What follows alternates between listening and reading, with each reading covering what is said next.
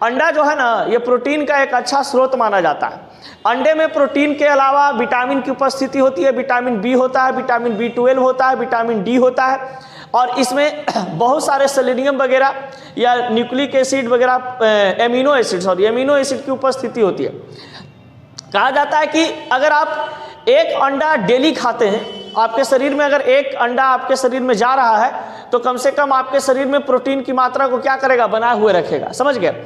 और अंडा का जो सफ़ेद वाला भाग होता है उसमें पाया जाता है सबसे इंपॉर्टेंट चीज़ वही है अंडा का। समझ गए। जो अंडा का सफ़ेद वाला भाग होता है वही खाने से आपको शरीर में प्रोटीन और कह सकते हैं कि एक एमिनो एसिड की उपस्थिति होती है, जो आपके शरीर को क्या करता है, इम्यूनिटी स्ट्रॉन्ग रखने में वो मदद करता है। जो बॉडी बिल्डिंग करते हैं उनको देखिएगा वो क्या करते हैं, ज़्यादातर वो अंडा का इस्तेमाल करते हैं, यानी कि वाइल्ड अंडा खाते हैं। तो वाइल्ड अंडा खाने से फ़ायदा बहुत हमारे शरीर को होता है। और फिर एक बात और है, जो प्रेग्नेंट महिलाएं होती हैं उनको तो अंडा खाना चाहिए। प्रेग्नेंट महिला को अंडा लिमिट में खाना चाहिए, ज़्यादा नहीं। ज़्यादा खाते हैं तो फिर क्या, उसमें भी दिक्कत।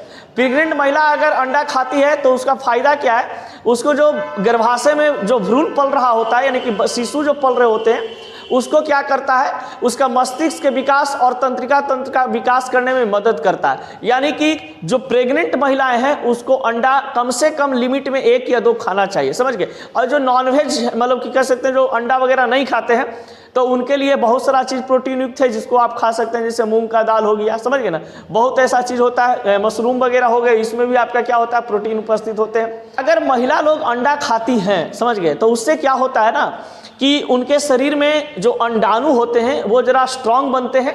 और साथ साथ में कहा जाता है कि पुरुष जब अंडा खाता है तो उसके शरीर में शुक्राणु भी क्या बनते हैं, एकदम स्ट्रांग बनता है। समझ गए।